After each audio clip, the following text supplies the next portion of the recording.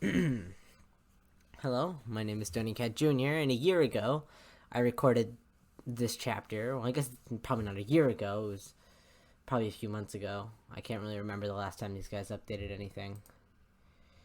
Okay, so yeah, December. So, December of last year, I recorded this, I read this, and I recorded it, and I was gonna publish it, but then they had a huge hissy fit or whatever, and they said that everyone was mad at them and they didn't want to do it, so they were just gonna do it privately and upload the whole thing once they're done. So I guess I'll see you guys with the next recording in 2 to 3 years or something, which is cool. It's cool. It's cool, I guess. I mean, I kind of liked doing these. We'll get into that later. So I never released the recording of me reading this, but I'm here now, and I already read Karkat Goes to Convention, and I had the whole setup already, so I just thought, okay, you know what, instead of doing all the editing to that and putting music behind that, we'll just put music behind this one. It's a lot shorter. I can find some more music tracks to put behind this one, and then work on the other one. So I've decided to reread this and then talk about some stuff in the mid thing, just talk about how bad stuff has been recently, the classics. So anyways, chapter 16, Welcome to My Secret Lair. Oh, I forgot how much text this thing has. Okay. It's been a while since I've read this. Karkat stays for longer than John thought he would.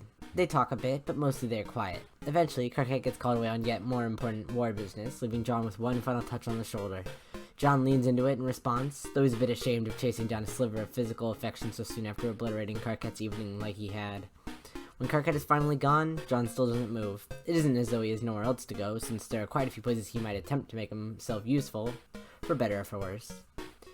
He just doesn't feel ready for that yet. The remnants of his house are still smoldering, and he can't stop staring at them. It would make sense, he thinks, to want to root around through the rubble for anything that's still intact, some half-charred keepsake to claim as the last thing that's left that's still his. But he doesn't want to do it. He doesn't want to think about it, and he still can't move. That's a phone vibrating noise. It's been a while since I've done a Roxy. Hey John, can you do me a quick solid? Actually, I don't know how quick it'll be, but it's definitely solid. Harry Innocent says I just missed you being here, but could you skip back on over? I need help with something. Your darling boy is holed up in his room working on some fucking craft project or other. He can't be bothered. And now that me and you are freshly on speaking terms again, I might as well take advantage of that olive branch to put you to work. Assuming you haven't died in the air raid, that is, which I'd also be interested in knowing about, so if you would be so kind as to reply instead of leaving me hanging. Yeah, sorry, I'm here. I just had a hard time getting my phone out of these fucking tiny pants, and also my house is bombed out, so I'm kind of grappling with that. But honestly, I'm not sure how much longer I need to sit around with Jerry got it. Trying to align my memories of my use for this whatever is happening right now, so short version is, no, I'm not dead, and yes, I can't come back over there and help you out. Oh, sweet, you're alive, and down to do some manual labor, so it's a win-win. See you soon. Hi, Rox. Sup? Follow me. Well, we're just gonna go to my room, so I guess technically you know the way. Haha, okay. John follows, trying to shake the ominous feeling he got from what she just said. He'd been in and out of his house a lot in the past few days. Why should this be any different? It's not like I could forget.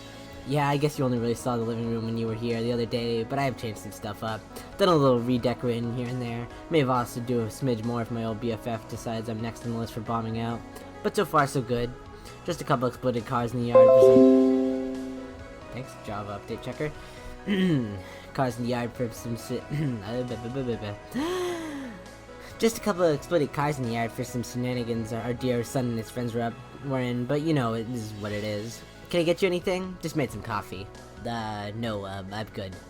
Roxy shrugs and swirls her own coffee around in her novelty mug. John looks around. A lot in the room is the same. The family photos, the rug. There's a lot more cat stuff in there now, though. The bed is new.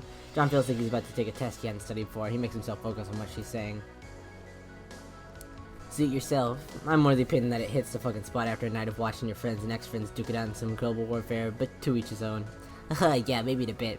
I'm still sort of waiting for everything that's happened in the past few days to catch up with me, but I'm okay for now. So anyway, what was this favor? Yo, why don't you just come rest your tush for a bit? Take a little relax with me here. Haha, Roxy, I'm flattered, but I don't think that's really the right step right now. Don't get me wrong, everything's so fucked up right now, and I'm trying to think about what actually might be the right step. It feels like a huge cartoon question mark might physically manifest in my head. But I'm not really sure if rekindling our physical relationship is really the best. You are. Are you kidding me right now, Egbert? I'm not, unless you were, in which case, yeah, let's say I was also kidding. Oh my god, I'm so sorry, I don't know why this is making me freak out. I remember our past boot kicking with fondness, but there's a situation I'm not interested in revisiting. Look, John, I was trying to be polite about it, offering you a sustenance and rest and all, but you look like shit. I just wanted to catch you up on the whole Highness War situation we're in, and maybe check in and... sorry. Check in on everyone before leaping straight into the real and actual non-sexual manual labor favor I have in mind for you. Oh, John felt his shoulders unbunch. Of course, yeah, he'd almost embarrassed by how relieved he feels. So what if his ex-wife wanted to hook up? Shouldn't that be a situation he could navigate? Don't people like to find solace in human physical connection during dire times? Why did the idea of it just make his mind wide out in panic more than, say, any number of the traumas he just experienced? He doesn't know, but he believes Roxy that he must look pretty haggard. He probably feels haggard? Maybe sitting down will feel better. Sorry, like I said, my how to react to stuff meter is completely fucked up right now. That's fair, bud. Real fast, I do need to do a quick take back of all that shit I said last time we talked about how Jane not being literally the most evil person we knew or whatever.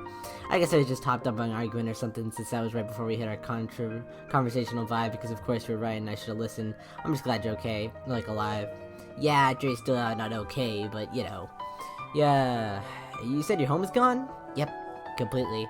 Jeez, I would ask how you're feeling, but like the answer to that has probably got to be pretty bad. Yeah, I mean, no, it's weird. It feels like it should be a bigger deal, I guess. Like it's my house, but mostly it always felt like my dad's house. And when I started living there after I'd moved out of here, it was like I crammed myself back in whatever was left of my kid self. And it didn't feel good, but it was at least familiar. You know, like living there let me feel close to my dad, try to be the way I remember him, or like how I remember him wanting me to be or something. And I didn't realize how much I hated doing that until I saw it all go up in flames, so I guess I could have used my powers to stop the fire and save whatever was left of the place, but I couldn't bring myself to do it. Like, some fucked up part of me was glad I got there too late, so I just sat there watching, trying to figure out why watching my house burn down felt like I was being released from prison. Even now, I keep trying to explain it away, as though it's because it's how fucked up everything else is that made me feel good, but that's just bullshit. It did feel good. I do feel free. Sorry. No need to apologize. We just delve into my whole gender thing last time, so it seems fine for you to have a turn. I didn't say it was a gender thing.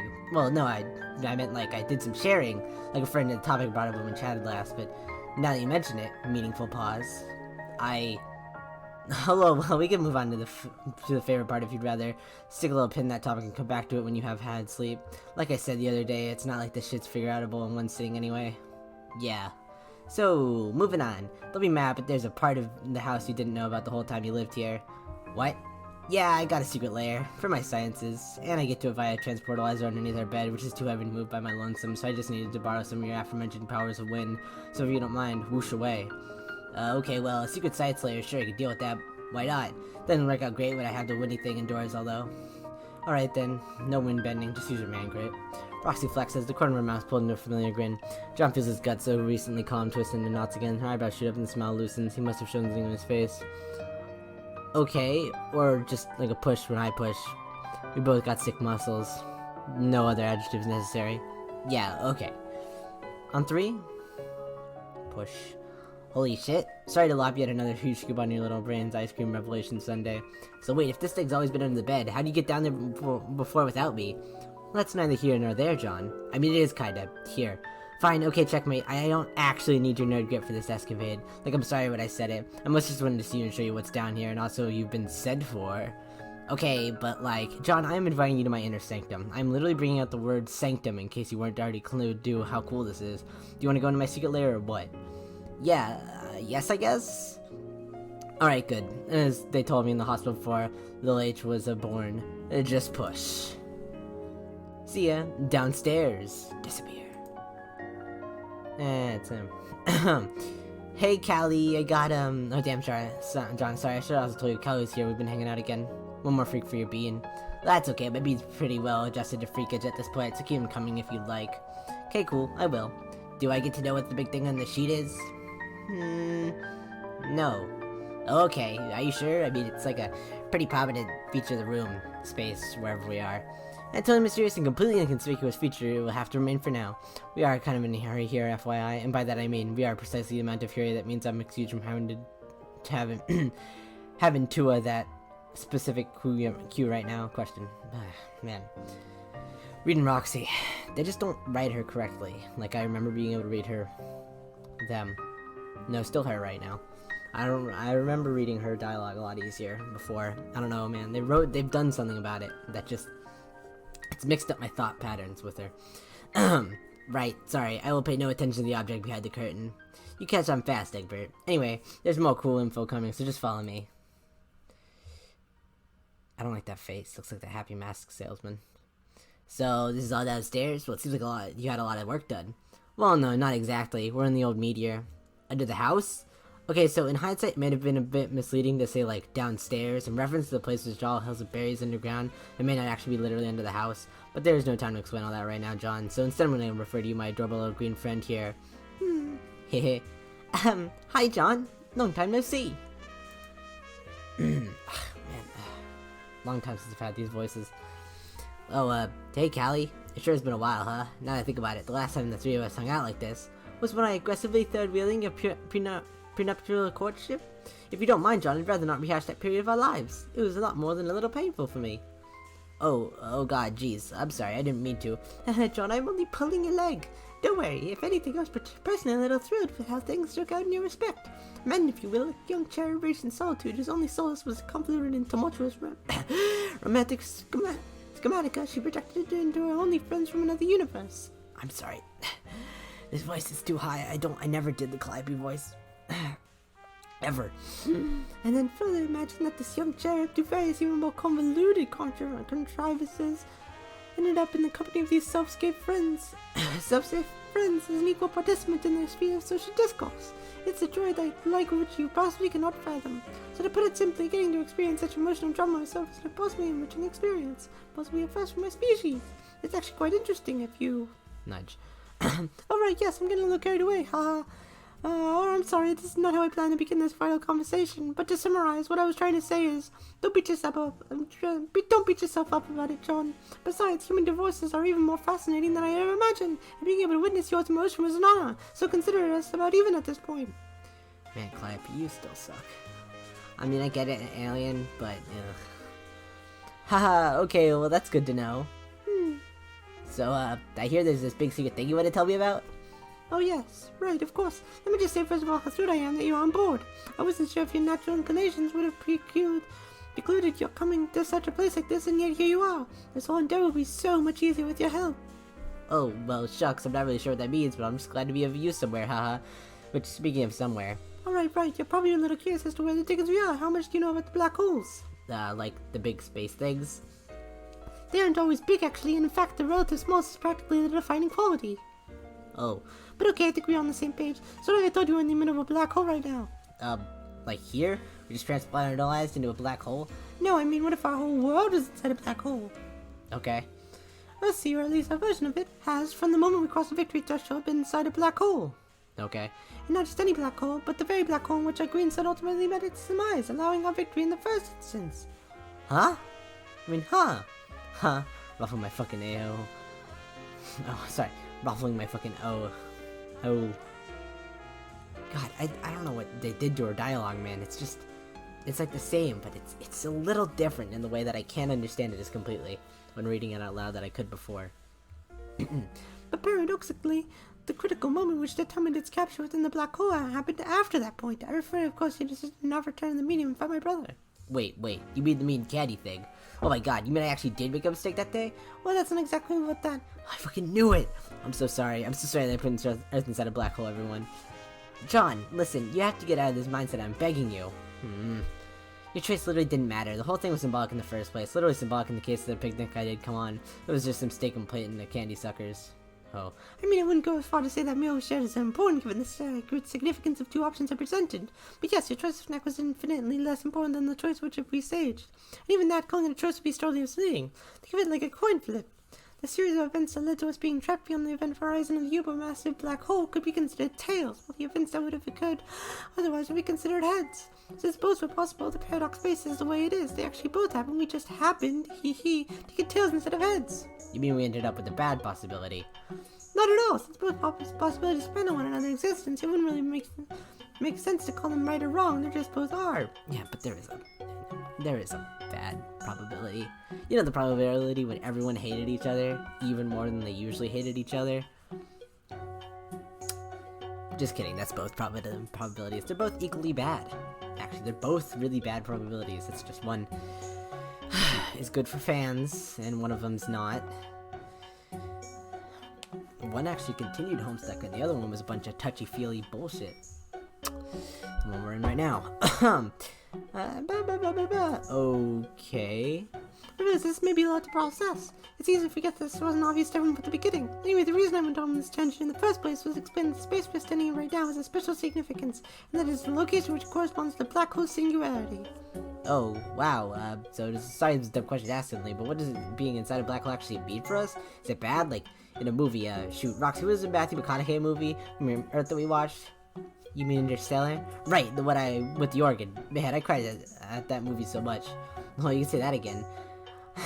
I see, at least part of why you got so weepy was the fact that you couldn't believe a version of Earth existed where people got to watch more McConaughey films than you.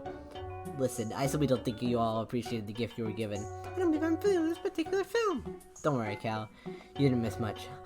But the important point is that there's not really an interstellar type situation here, Egbert. You're not gonna enter a weird time vortex and change the trajectory of a little girl's life with the power of love.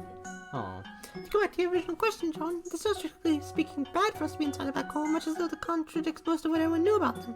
Of course, we have fallen into it, and we hold the kettle of fish. Tidal forces would have stretched us all into spaghetti and ripped us apart. But the nature of our arrival was more akin to simply being here suddenly one moment we were not, and the next one we were, and somehow has always been. In everyday practical terms, being inside the black hole has very little bearing on us. I mean, the nature of space and time is a little finicky in here, but for the most part, there's even anything out of the ordinary. But beyond that, it means you are sealed away from the rest of existence. Our sphere of influence is limited to the sphere of the black hole's bounding horizon. As far as everyone else is concerned, we might as well not even exist. Is there no way we could let anyone know that we're in here? Certainly not. There are very few ways for anything to escape the kind of predicament we are in right now. One of them is to be an all-powerful being with control over the way of fabric of space, the energy of two universes at your disposal. In which case, this game would become rather trivial if you're a little unscientific. Okay, I bet I assume we can't just do that. You hit the nail on the head, unfortunately. Oh gosh, sorry. The method I described was the one employed by my alternate self, for you may recall crashed through the event horizon in the body that once belonged to Jade Harley. She departed through the puncture she created in the black hole's surface shortly after consuming my brother, a deed which provided her with the necessary oomph from which was frankly rather breathtaking to watch. But upon her departure, the rift closed for good. As far as I can see, there's simply no way for us to communicate with the world outside the black hole. I would certainly be very surprised to find out that anyone imagined such a thing. Right, so let me just get this straight. Knowing that we're inside the black hole, does that actually change anything? Like, can't we just go on living like normal? Oh, absolutely not. I don't know if you noticed, John, but this world is on the brink of total cataclysm. Oh. Our exclusion from the overarching course of events which governs our reality means that our existence here is liable to dramatic and violent upheaval. Put it another way, because nothing in here matters, we are likely to be subjected to things which are bit-bats in the fell-free for no reason than it's totally insignificant to the wider canon of reality. How much though I'm personally titillated by some of the consequences of the predicament is a degrading way for us to live. That's certainly one way to put it, yeah. At first, I believe this was simply necessary, us playing tails for our counterparts' heads to back to their white, and so forth. But over the years, I've come to the conclusion that this is simply not kosher. It's total BS is what it is. Right, yes, a steaming pile of bullshit. And so we've decided that something needs to be done about it. This is finally where you come in, Jegbert. We got quests for yous. Yes, or a quest to be specific. Oh boy! This fucking nerd, I swear to God. I'm not sure I could go about free gifts for a Hellish Space Cruiser, but it's up to giving it a try, I guess. I have literally nothing better to be doing at this moment, except for maybe hang out with Harry Anderson. Nice save, lol. But you don't even worry about busting this out of space jail, TBH. That's not your problem to fix. Oh, yeah, I'm not sure I follow that. I mean, yeah, you're gonna obviously facilitate it in a sense. We only go, but only by going and busting the person who can actually help us out of normal Earth jail. We need you to free Briscoe from the clutches of our misguided friend Jade and bring her here to the singularity. We've been calling it the plot point. Ugh. I promise not to say too many bad things, but ugh. That's all I'm gonna say for right now. Yes, the plot point is a key part of our plan. As far as we've been able to surmise, the only remaining method for escaping a grim confinement depends on leveraging the unique properties of the location to create an event of such cataclysmic proportions that it simply cannot be contained within the black hole anymore. Something so dramatic, so hyper-relevant that it becomes ontologically impossible for anyone to ignore it. For that, we need an individual with sufficient narrative clout, so to speak, to liberate her. Who else better than the embodiment of the aspect of freedom self? Oh, okay, I'm finished. So that took longer than I expected to go through. What are you talking about, Kels? It was great. I could listen to you plot explain for years. Oh, you. FYI, this is why I wanted you to get a move on Egg Bread, so Callie could have more time to info dump. That's love, bitch. Haha, okay, well I think I understood all that. In reality, John wasn't sure most of this means, but on balance it feels okay. He's gone back and forth about 100 times last week about where his place and everything is, so we might as well ride this out. Plus the last time a Lalon kid told him to do something, he thinks he chose not to, and look where it got him. And it's not like he has other plans. You may as well do this, it's at least gonna get him involved in things again, if nothing else. He turns to go and then hears a sound. It's the sound of feet knocking on doors, echoed through some stone and digital static. Did you hear that? What? Yeah, yeah, I made message Rose and Can and Jade to check on them too. There's probably one of them showing up. They don't even know about all this though. We got time to chat with them before you get to Vriska. I'll go stall them. Thanks, babe. Oh, is it too soon for that Joker? No, weirdly enough, that one's fine. Oh, good to see you. Oh, cool. Good to see you up there soon. Oh, good, okay. See you up there soon. Ugh. Okay, so that was all of Homestuck 2 we're gonna see until, who knows, like 2025 or 26. And you know, I don't think the Homestuck team is very happy with us right now. So it's been, what, since December, so that's 7 months into the year right now. Kind of in the middle of the 7th month, so you know, it's been, well, the last update was around the 24th, right? So that's 6 months later, so we're half a year later from this update coming out, basically. Well, half a year and a half a month. 6.5 months. We're 6.5 months-ish from, this update coming out. And, I mean, it's gone on the dumper a little bit. I read Cyclonials. Did not like it. Kind of like this. I realized something about Andrew Hussey's like plot ideas, and then just the writing of these people who are writing this.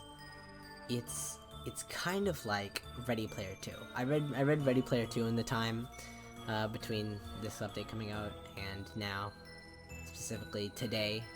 I read all of it today in like a few hours because I fast read, and it's a lot like that actually. Like the way Hussey writes Cyclonials and the way these people wrote Homestuck Squared, it's a lot like Ready Player 2, because Ready Player 2 was made, you know, just so it could get money, because the movie came out, and then he was like, I got some ideas before the movie comes out, and he wrote them down, and then he made the book, but it's like, this was definitely just made to turn into a movie. It's got like stuff in there that's definitely movie-like.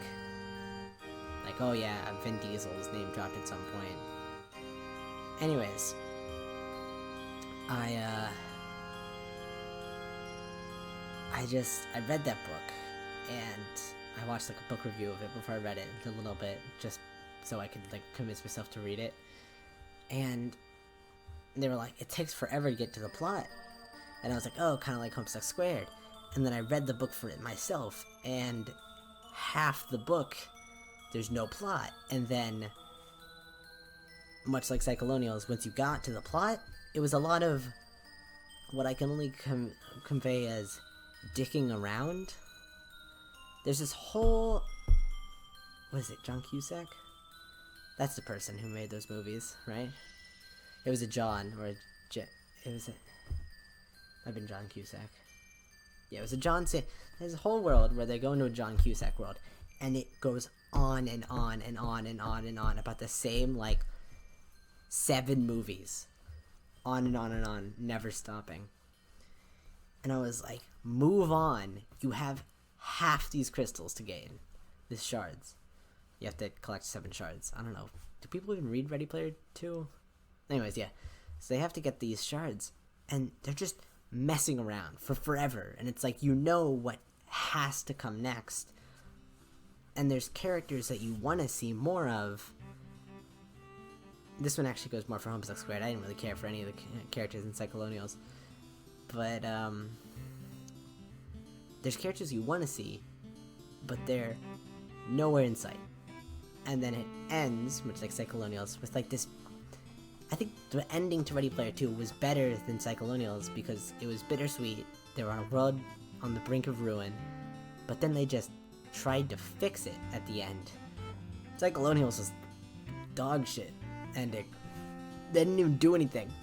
It just ruined the economy and was like, haha, get it? Adults? Like, yeah. As a teenager, I guess I don't understand this, and I don't understand the epilogues or squared or anything, but I'm pretty sure the point of adults is to make things better for the people living in the world. That's kind of like the point of life. It's said in Ready Player 2, and I assume these people writing this know that that's the point of adulthood. The whole point of adulthood is just to make sure that by the time you die, you've made life better. And these guys can't die, most of them, but, you know, still, just do something. You know, like, do something. Make your life better. Where the heck's the Ring of Life? Where is it? Does she just... Does it, like... Do you grow out of the Ring of Life? Is she wearing on her toe or something? Wait, shoot, is this Callie, Is this Callie... NB? I assume so. Where's their Ring of Life? Where is it? Huh? It's on their finger. I mean, unless it's on that finger, there's no yellow. Do you just not have to wear it? Is this a thing that no one told me? Is it just been that long since I've read the epilogues? That like, oh yeah, you don't have to wear the Ring of Life after you have it for who knows how long. Because Callie's not wearing the Ring of Life. And they still got eyes, so... What's up with that, huh? Was that a thing? Maybe that's just a thing I missed. Maybe you don't even have to wear it on your finger, you just have to have it. Or maybe they're just wearing green gloves for some reason. Like, that's their same skin color, so I assume they're not wearing gloves, but maybe they are. Can you wear it on, like, your toe or something? Are they just wearing the Ring of Life on their toe? What? Man, I want to know what happens when this entire story comes out. I promise you from the bottom of my heart, whenever this story comes out, I will do all of it, and I will complain about it the entire way, unless it gets really good for some reason. And at that point, you know what? Good for them. I don't even know. We're 400 pages into this, and there's no plot. Like, this is just the very beginnings of plot, much like, I'm comparing this to Ready Player 2. It kind of is, except Homestuck, a lot of people like. Ready Player 1, everyone was like, eh. It's an okay book. It's dumb, but it's fine. It's a fine book. Homestuck had a lot more going for it, and then they just dogpiled on it, man. I don't know what's up with this. Also, do like pajamas not grow? Is that like the thing? Do pajamas really just not grow with you? Aren't they supposed to be fitted entirely to your body? Do they not grow? That was the thing? I remember this in the epilogues. I mean, not the epilogues, Homestuck Squared. Maybe the epilogues. Where did I get this? Where did he get his suit? I guess he got it in the Homestuck Squared. This, I did not realize. I mean, I guess everyone's already, like, alchemized stuff already doing with their colors, and I guess John didn't, which is weird. I guess he's had the outfit for so long, and maybe it's like that, like, subtle, oh, aren't we smart? He wants to get away from his old life and stuff. Maybe he doesn't fully accept himself as, like, the man he was back then or something. Is that, like, what they're going for? I think that's what they're going for with that. I never wanted to wear my God tier outfit after a while instead of, like, alchemizing it with something. He just got rid of it entirely and just wore his regular stuff. It's kind of weird, I guess. But okay. Sure. I guess. I'm glad the shoes still fit for some reason. I mean, I guess they don't. I don't know, man. This Homestuck Square just wasn't good. and then everything around it wasn't good, and all the drama and stuff. And I should probably talk about the drama that happened recently, shouldn't I? Oh, I forgot to do good. You can now click off the video because I'm just gonna complain about stuff now. Okay, well, I'm gonna complain about stuff now that doesn't usually have to do with this comic right now. Here we go. Here's your head off moment. So yeah, the drama with Sarah Zed. I liked Sarah Zed. I liked listening. I didn't really like Sarah Zed as a person, but I mean, as long as someone gives me credible information as far as I know and just says it, I'm fine. I don't really think about them as a person, so I think they're cool enough. But then Homestuck got mad at them, or whatever, what Pumpkin or Viz or whoever. And okay, wait, we're taking a stop in that. Did you see the Reddit post? Maybe you didn't. There's a Reddit post where they, like, some guy called up the Viz people, and they were like, hey, by the way, is the 6th book ever gonna come out? Wait, no, there's already 6 books, aren't there? There are 6 books. I'm sorry, the 7th book coming out. There's not 7 books, right? I mean, there's the epilogues. I have them right next to my foot. Wait. 1, 2, 3, 4, 5, 6. Yeah, because the 5th book's spine is kind of broken because my friend broke it, kind of. Okay, so yeah, they were like, where's the next book? Is it ever gonna come back? Is any of it gonna come out or something? And then Viz was like, what do you mean? That's the full catalog of Homestuck. Which is just a bad response. I don't know what's up with that, but okay. Anyways, back to the Sarah Zed stuff. And then, they got mad at her, and then they got clapped back, and Angel Hussey just looked like an idiot. That reminded me of Vriska, which was interesting. And it's like, Homestuck is a bad spot right here. It is not good for Homestuck people. I don't really know where you've gotten it, because, I mean, the usual thing is, as long as you give your fans something to like, and they get through it, like, any of the Homestuck fans that have been there since, like, early times, like, even I've been in the fandom since, what, like, 2016?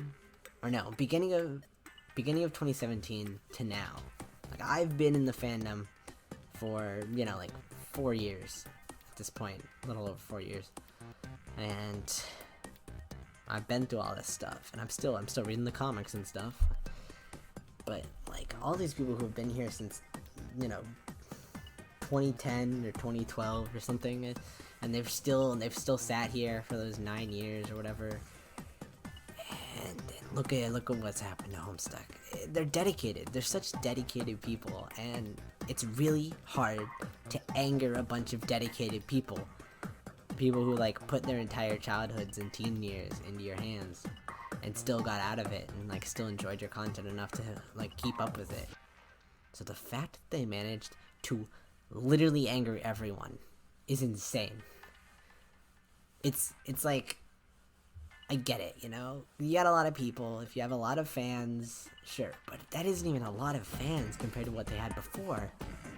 And it was just one guy and his art credits, and now it's not one guy and his art credits, and it's just a bunch of guys and gals and nons, and somehow they just mess it up, and I don't know how. They're such dedicated fans, a bunch of them, and then they just messed it up somehow. And look what we've got here. Who knows? This may even be the final page of Homestuck, like, official stuff we'll ever get. Just John walking away from Roxanne and Calliope. This perfectly, like, in this panel, we have 3 of, like, my favorite characters in original Homestuck, and 3 of my most hated characters now, or, well, actually, that's a lie. 3 of my widest differences in change of love for them. Like, everyone else just stayed at a usually, or they made, like, small changes. Like, I already didn't like Jane as a character, and then they became bad, so it wasn't that hard to, like, think. And I already hated Gamzee, and I felt pity for Jake, so yeah. But these guys, all 3 of these people, 4 years into this fandom, and I've grown to hate Calliope. I don't know why. Calliope hasn't done anything wrong usually, and I actually enjoy alt Calliope more than this kind of Calliope. Just regular happy one. Roxy, I mean, I just did not like Roxy for some reason. I think it's just because I can't read them. They don't seem correct in the way they speak now. It's weird. And I just don't like John. You know, because John, you know, is the audience surrogate, or whatever. And when you're trying to find an audience surrogate that'll fit with everyone, you gotta make sure you're still staying true to a normal character, and they all do stuff, but they do stuff that, like, anyone else would do. And it's like, John just hates himself. And that's just kind of sad, because that's not the kind of John anyone liked. It's definitely the John that everyone was like, ah, John's trans. But, you know, I don't know if they are. I don't really pay attention. So it's just like, you know, people don't know anything about John anymore. I don't know anything about John anymore. John's an entire new person. And that's kind of scary. As the audience surrogate, it means that maybe we're different people. Vastly different. The kind of people that you don't really like seeing anymore. Maybe that's just how the people who are writing this, and since the audience surrogate applies to them the most since they write him, maybe they don't like the kind of John they were when they first started the fandom. Simple and happy and loves all their friends and stuff. And it's weird, you know? It's deep. It makes me sad. That's why I never posted the original video. It's just reading this for the first time. It made me unbelievably sad. This was like, you know, the one update per month thing. And they went on break for a while that one time. And they barely updated. It's like, I guess I could read the bonus panels and stuff, but I won't post them on YouTube. I don't really care enough to do that. I'll just read them after I finish this recording in a few minutes. But it's just kind of sad. I think about it a lot. And I read, like, fan works, and I love them. Because fans, you know, the fans were what they tried to fix Homestuck with. And for some reason, the fans ruined it. It's like, maybe it is true that John, as the audience surrogate, hates everyone. And is just trying to, like, live, and everyone thinks of him as a joke. Maybe, like, all these characters who are higher up than John, us the audience, think that we're jokes. And so when they finally got a John to go right, they just felt like a joke, and they tried to write how they saw the cast, and now look where we are. Everyone's mad, everyone's sad, and we've got Yiffy in the story. I've got my head in my hands right now. I don't know if you guys can hear that, like, difference in voice quality. It's just like, Homestuck's my thing, you know? Like, I have other hobbies and stuff now, but Homestuck's always been my thing that I've just had that no one else has had. And whenever I meet people, they're not excited about it like I want them to be. Like I knew they used to be if you'd meet someone who liked Homestuck back then. I've grown up in a world where it's like, it's wrong. I was gonna do an example, but I can't even think of one that wouldn't be like controversial or something. It's like being a fan of the new Kirby games. Nothing wrong with them. Most of them are pretty good. And it really just depends on how much you enjoy the game, but that's not a good thing. Kirby games are actually good, unlike Homestuck. It's not like Kirby games have really gone downhill. They're pretty much Kirby games. They don't really change. Homestuck has. It's like being a fan of the new,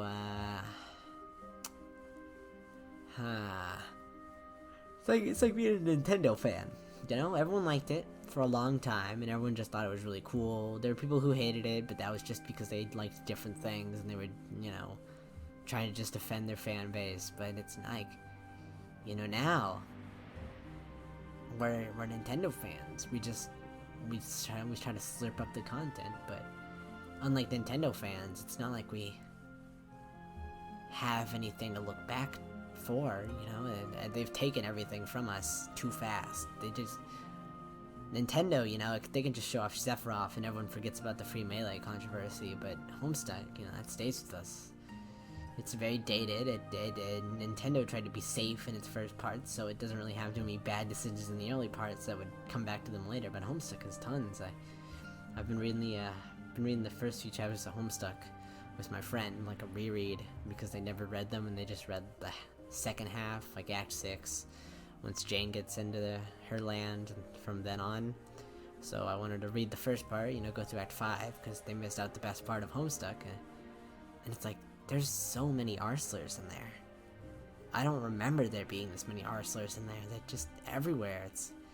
It's terrifying. It's like, this thing that I loved, that I thought was amazing, that I thought was pure, is actually the less pure version of what we have now. And look at what we have now. The sanitized version that we have with all the fans riding it who have their headcanons and ships and stuff, and everyone hates it.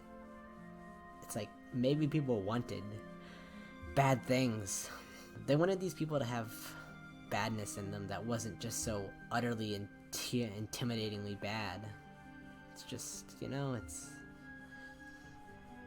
weird. I think about this a lot. I'm like the only Homestuck fan I know besides my friend. No one else. People call me names now, actually. I don't want to get into my personal life too much, but people call me names. They make fun of me.